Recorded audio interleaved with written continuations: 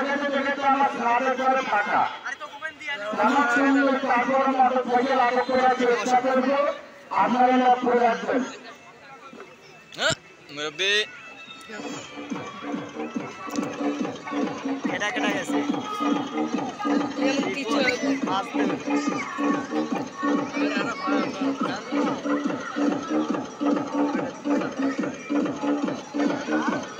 তোর মাথা এটা